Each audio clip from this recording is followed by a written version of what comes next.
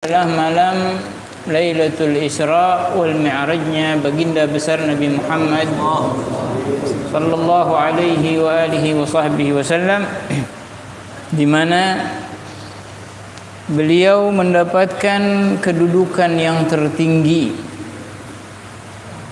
dan tidak ada malam yang lebih indah bagi beliau melebihi malam Al-Isra wal Mi'raj.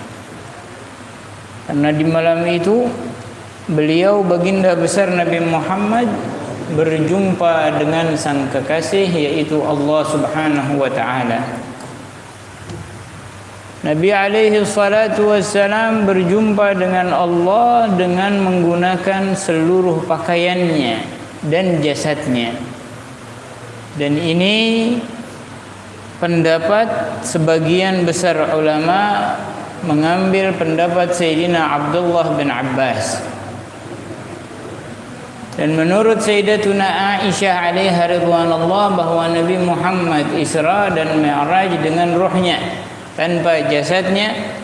Tapi pendapat ini tidak sekuat pendapat Sayyidina Abdullah bin Abbas, karena alasan Sayyidatuna Aisyah, beliau tidak pernah tahu dan tidak pernah mendengar bahwa Nabi Isra dan Mi'raj dengan jasadnya. Sedangkan Sayyidina Abdullah bin Abbas mendengar Nabi sallallahu alaihi wasallam mengatakan Isra dan Mi'raj dengan jasadnya.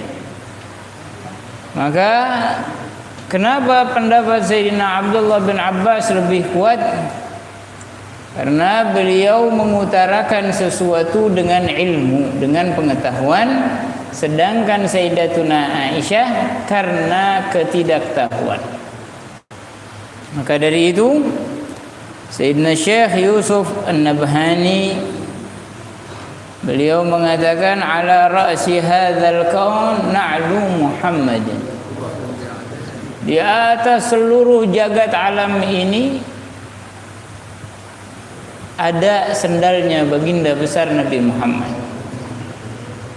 Nama Al-Arsh wal Kursi semua di bawah sendalnya Nabi Muhammad. Sendal itu menjadi mulia karena berdampingan dengan Nabi. Maka dari itu siapapun yang ingin mulia hendaknya mengikat dirinya, hatinya dengan Nabi sallallahu alaihi wasallam. Dan dalam peristiwa Isra wal Mi'raj ini kita ketahui bahwa nikmat ahli surga di surga yang tertinggi itu adalah berjumpa dengan Allah. Dan Nabi alaihi salatu wasalam telah meraihnya saat beliau hidup.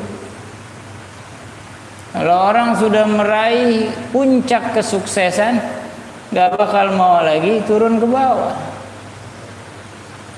Tapi Nabi alaihi salatu wassalam malah balik demi kita umatnya.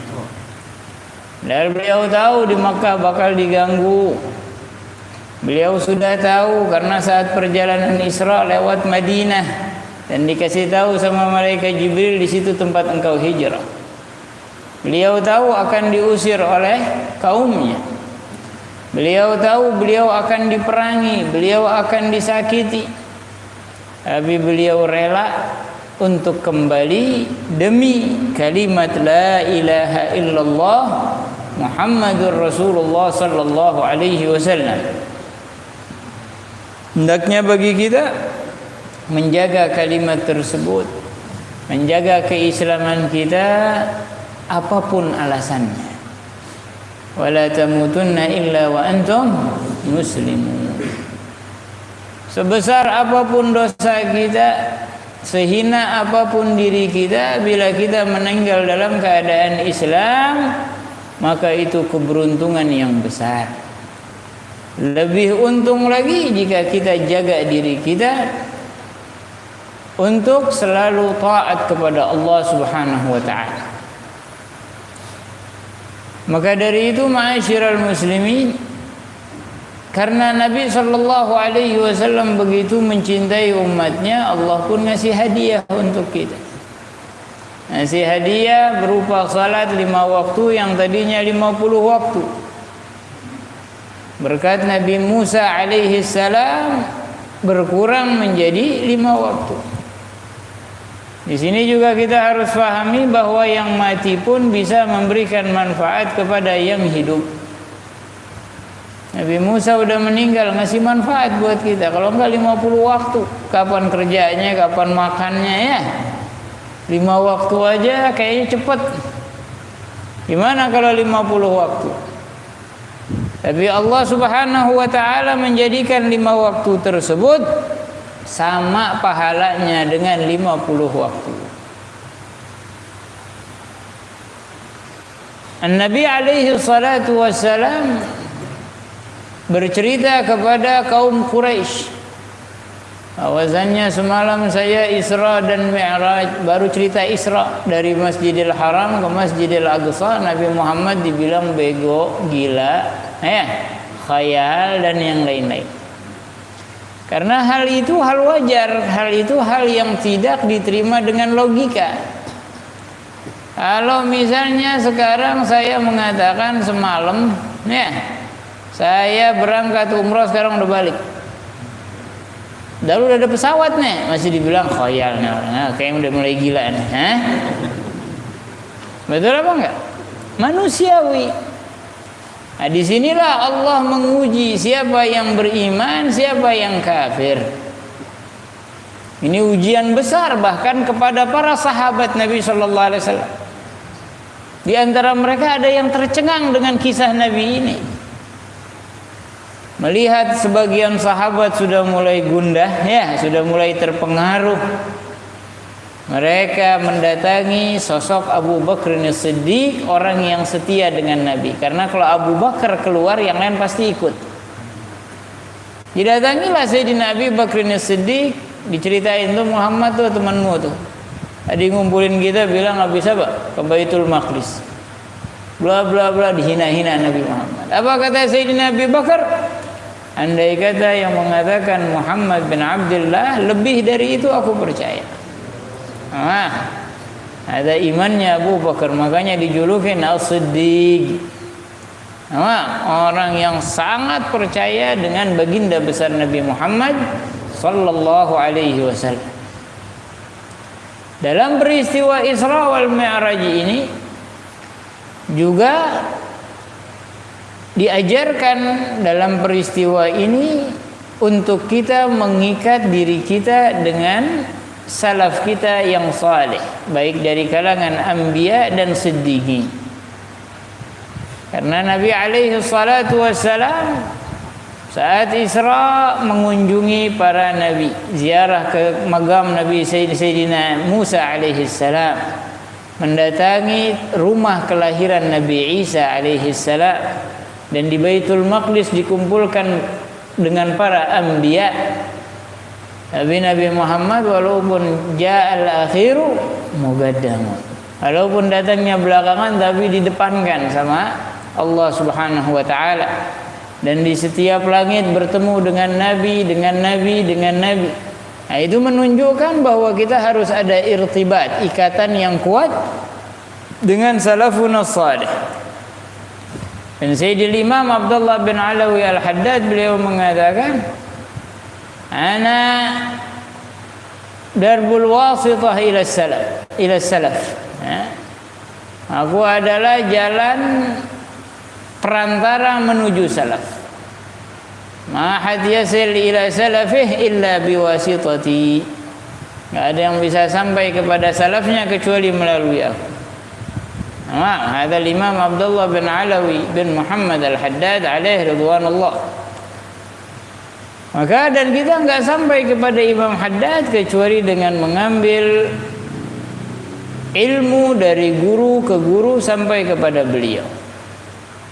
Alhamdulillah, Al-Habib Ali Al-Masyhur guru kami, beliau memiliki sanad keilmuan sampai kepada Imam Abdullah Al-Haddad cuman 5 generasi, 5 guru sampai kepada Imam Haddad. Dan alhamdulillah kami diberikan sanad tersebut oleh Al-Habib Ali Al-Masyhur dan dipesan boleh dikasihkan kepada yang sudah khatmil minhaj. Kalau belum khatam minhaj belum? Hakada wa hakada, harus ada irtibat kepada salafus salih. Adapun yang ingin sampai kepada Allah tanpa irtibat kagak sampai. Bahkan baginda besar Nabi Muhammad afdalul khalqi 'alal itlaq, tapi harus melalui salafnya. Tidak harus yang lebih tua itu lebih alim, lebih mulia daripada yang muda. Ini juga harus kita perhatikan. Nabi alaihi salatu wassalam nabi termuda, tapi keilmuannya melebihi dari yang lainnya. Tapi lihat bagaimana adabnya Rasulullah dengan para anbiya sebelumnya. Bukan malah mentang-mentang alim tidak menghormati yang tua. Nabi alaihi salatu wassalam saat diperintahkan oleh Nabi Musa untuk meminta keringanan salat untuk umatnya Nabi sallallahu alaihi wasallam, diiyakan oleh Nabi. Enggak pakai ngebantah. Ini adabnya Nabi. Marhaba. Berjumpa lagi Nabi dengan Allah. Diringanin 5, tinggal 5. Udah tinggal 5, Nabi beralasan dengan Nabi Musa, aku udah malu sama Allah ya Musa. Nama. Dan di sisi lain, sosok seperti Nabi Musa, orang yang lebih tua, tidak ragu untuk mengambil hikmah, mengambil pemberian yang mulia, bukan uang dan dunia, dari yang lebih muda. Seperti halnya Nabi Musa dengan Nabi Muhammad, Nabi Musa itu ngambil kesempatan. Karena begitu Nabi Muhammad berjumpa dengan Allah, izdada nuruh, bertambah nurnya, dan Nabi Musa mengambilnya. Bahkan Sayyidina Ayyub alaihi salam, beliau bisa melek kembali karena baju anaknya. Mencium gamis Yusuf, irtadda basira, kembali pandangannya. Maka dari itu Nabi alaihi salatu wassalam mengatakan, man lam yarham saghirana wa lam yuwaggir haqqa kabirina falaysa minna. Orang yang tidak merahmati yang kecil, mengasihi yang kecil, dan tidak menghormati yang besar, maka bukan golongan dari kami, kata Nabi Muhammad sallallahu alaihi wasallam. Maka dari itu, ilmu itu bukan dimiliki oleh yang tua. Bahkan dulu para imam, Imam Syafi'i 14 tahun jadi imam mazhab. Sayyidina Sufyan Ats-Tsauri, Sayyidina Sufyan bin Uyainah, sigar. Akan dijuluki apa? Syekhus Shaghir. Begitu beliau pagi-pagi itu orang udah ngantri depan rumahnya pengen berbelajar. Imam Sufyan, Nabi Sufyan bin Uyainah baru bangun tidur. Jam 7 pagi baru bangun tidur. Enggak salat subuh karena belum wajib. Ya, masih 7 tahun. 7, 8 tahun, 9 tahun lah, ya. Begitu keluar masih apa? Masih bengep mukanya bangun tidur. Iftahut tariq li Syekhis Shaghir. Bukain jalan untuk syekh kecil. Ilmu itu tidak dikhususkan untuk yang tua. Berapa banyak orang yang tua belajar dari kecil sampai tua nggak pinter-pinter? Ya, ada. Ngajinya sama para a'immah, para ulama besar, tapi nggak ada yang dia dapat. Hal itu mungkin terjadi dengan kita. Kalau kita ngaji cuman bawa kuping, kalau kita ngaji cuman dengerin. Tapi kalau kita serius belajar, mencatat, mendengar, menghafal, meriwayatkan, insya Allah kita begitu udah mulai tua, udah mulai banyak faham tentang syariat Rasulullah. Tapi kalau cuma datangnya nguping doang, kama bada'akum ta'udun, seperti kalian datang kalian pulang. Huwa humahum, udah bolak-balik situ aja.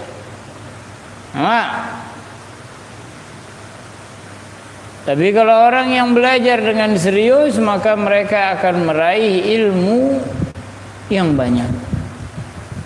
Dan belajar bukan hanya karena di majelis ditegur mulu, bawa pulpen, bawa buku, bawa pulpen, bawa buku sampai rumah ditaruh. Ya sama aja. Ya, itu sama aja. Di rumah dibuka, dihafal. Sedikit yang kita pelajari dan masih banyak ilmu Islam. Ilmu syariat masih banyak. Itu masih sedikit dari yang sedikit, ya 0,00001%. Belum semua ilmu yang kita raih. Karena tidak apa?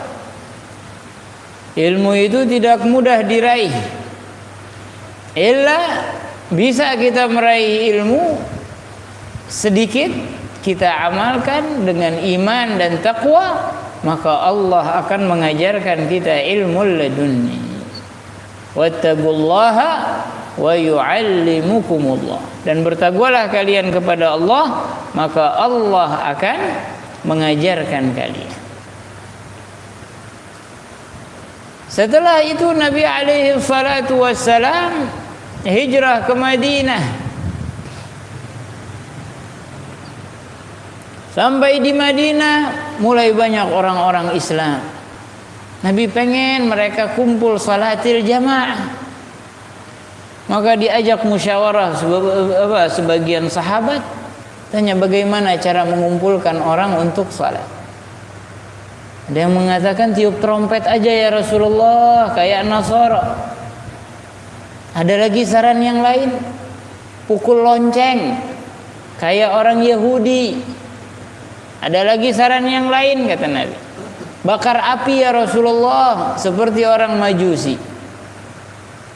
Nabi berpikir dan berpikir, kemudian Nabi mengatakan kalau begitu udah lonceng aja deh kayak Yahudi. Masih akan dilaksanakan, belum dilaksanakan. Ada di antara sahabat setelah perkumpulan itu tertidur, yang bernama Sayyidina Abdullah bin Zaid. Sayyidina Abdullah bin Zaid dia dalam tidurnya dia bermimpi ngelihat orang bawa lonceng. Kemudian ada orang lain menghampirinya dan mengatakan, apa yang kau bawa lonceng? Buat apa? Buat ngumpulin orang agar salat jamaah di masjid. Kata orang yang datang itu, apakah aku ingin ajarkan sesuatu yang lebih baik daripada itu? Baik, aku mau. Maka orang tersebut melantunkan azan. Dan subhanallah, Abdullah bin Zaid bangun langsung hafal. Langsung buru-buru lari ke Nabi Muhammad SAW dan menceritakan mimpinya. Dan Nabi mengatakan itu adalah mimpi yang benar insya Allah. Maka suruhlah Bilal untuk azan, karena suara Bilal lebih enak dan lebih lantang dari suaramu.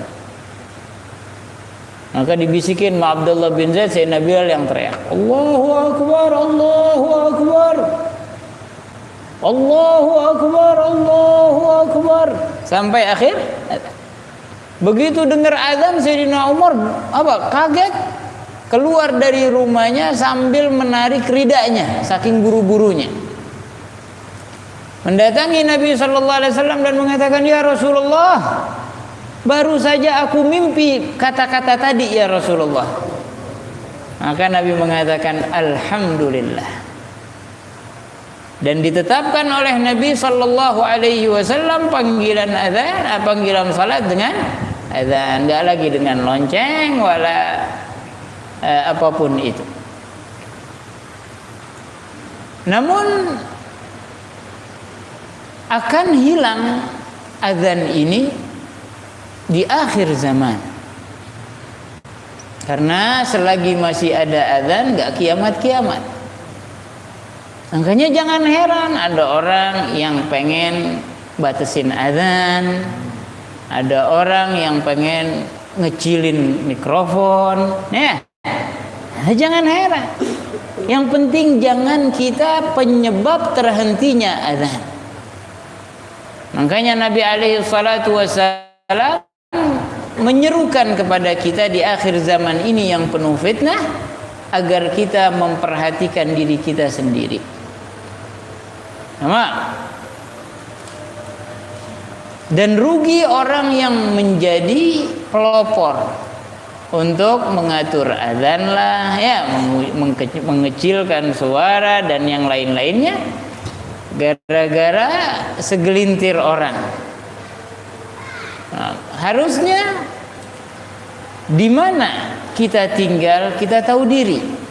Kalau kita tinggal di perkampungan Nasara misalnya, maka kita harus tahu diri karena kita Islam kecil, karena kita sedikit, jangan pakai speaker gede-gede. Nah, andai kata mereka larang pun itu hak mereka. Kenapa? Karena kita hidup di lingkup mereka. Bukan berarti kita takut, enggak. Nah, dakwah itu dengan perlahan, enggak bisa semau kita. Begitu juga sebaliknya. Yang non-muslim tinggal di pemukiman muslimin harus tahu diri bahwasannya orang Islam setiap 5 waktu itu ada adzan. Kalau mereka kan orang Indonesia udah pada tahu itu semua. Kalau dia sekarang komentar bikin pusing dan yang lain-lainnya, silahkan pindah ke perkampungan yang banyaknya non-muslim. Gitu aja kok repot, ya.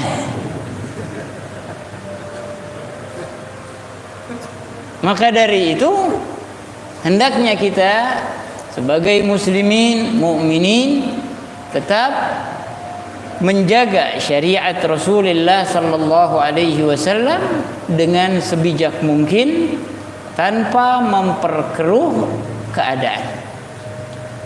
Dan jangan sampai kita mendukung apalagi menjadi penyuara untuk mengkucilkan nida as-salah. Namun perlu diperhatikan, azan itu nggak boleh panjang-panjang, makruh memanjangkan azan. Azan itu sunnahnya yang suaranya enak, biar yang dengar resep. Dan jangan berkepanjangan karena sunnah bagi yang mendengarnya menjawab azan. Karena di sana ada ancaman orang yang mendengar azan dan tidak menjawabnya, dikhawatirkan meninggal dalam keadaan su'ul khatimah. Nah, kalau azannya panjang, ya, omongannya lama terhentinya, akhirnya nanggung dah, tabrak aja dah, ya. Nah, sebab apa? Sebab kita yang azan kepanjangan. Nah, kadang-kadang buat takbir 2-4 kali aja sampai setengah menit. Allahu akbar, Allahu akbar, Allahu akbar, Allahu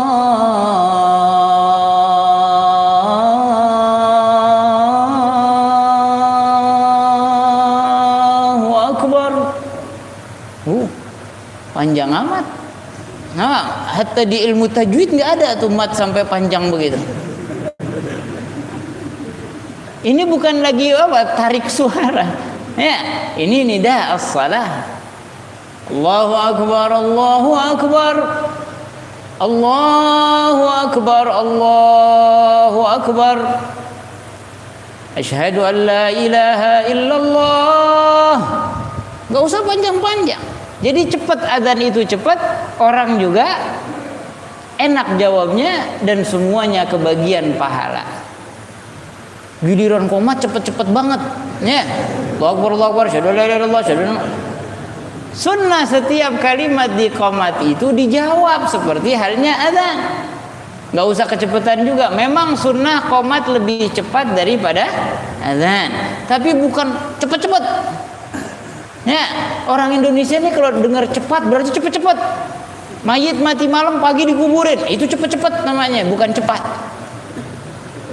Gerah banget melihat bapaknya, kuburin deh buruan. Tungguin 1 hari 1 malam 24 jam. Setelah 24 jam mandiin, kafanin, sholatin, yang penting tidak lebih dari 2 kali 24 jam. Karena kenapa 1 kali 24 jam ditunggu? Khawatir mati suri. Kayak kemarin ada Habib Godban itu ya. Yang di apa? Yang di mana itu? Yang beredar fotonya meninggal, innalillahi wa inna ilaihi raji'un, bangun lagi. Nah, bagusnya ditungguin. Kalau kagak kan kesian. Di kuburan dia bangun gimana? Akhirnya kita bunuh Habib, bunuh orang.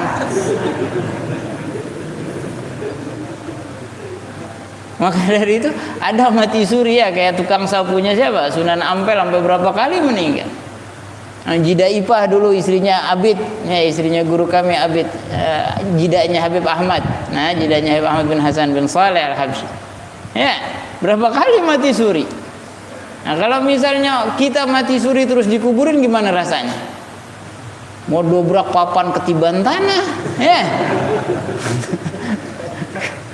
Baru habis nafas ya. Nah, makanya jangan, kalimat cepat itu bukan berarti cepat-cepat. Begitu juga dalam iqamah. Cepat, lebih cepat daripada Allahu Akbar, Allahu Akbar. Asyhadu an la ilaha illallah. Asyhadu anna Muhammadar Rasulullah. Hayya 'alas shalah. Hayya 'alas shalah. Qad qamatis shalah. Qad qamatis shalah. Allahu akbar, Allahu akbar. La ilaha illallah. Cepat enggak? Cepat, tapi enggak cepat. Nah, cepat. Jadi bedain mana cepat-cepat dengan hakada. Apa kita pengen dengar azan yang ringkas sekarang. Jangan panjang-panjang. Nah, belajarin, dan ada sunnah-sunnah azan. Sunnah ya, setiap azan itu sebelum atau sesudahnya kita mengulangi kalimat. Sebelumnya misalnya begini, pengen takbir bilang Allahu Akbar, Allahu Akbar. Allahu Akbar, Allahu Akbar. Allahu Akbar, Allahu Akbar. Allahu Akbar, Allahu Akbar. Asyhadu an la ilaha illallah. Asyhadu an la ilaha illallah. Atau sesudahnya Allahu Akbar, Allahu Akbar. Allahu Akbar, Allahu Akbar. Allahu Akbar, itu sunnah bagi muadzin. Dan begitu juga banyak yang kurang tepat saat iltifat di hayya-alatain. Sunnah nengok kanan saat hayya 'alas shalah, sunnah nengok kiri saat hayya 'alal falah indal adzan dunal iqamah. Banyak kan begini, hayya 'alas shalah. Ya. Sunnahnya langsung nengok hayya 'alas shalah tanpa nengok dadanya. Hayya 'alas shalah. Hayya 'alal falah. Bukan apa? Bukan dari depan nengok. Ya. Bukan menengok ke kanan tapi langsung nengok kanan. Sama. Kata itu banyak yang apa? Dilewatin. Dan sunnah meletakkan jari di dua telinga, kecuali yang satunya megang mic, ya. Jangan dua-dua yang mungkin ntar.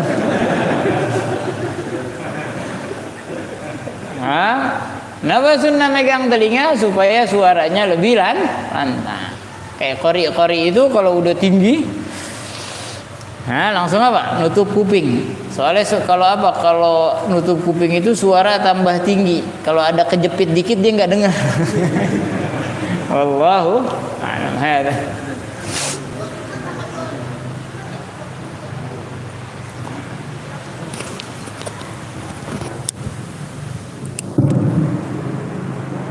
Allahu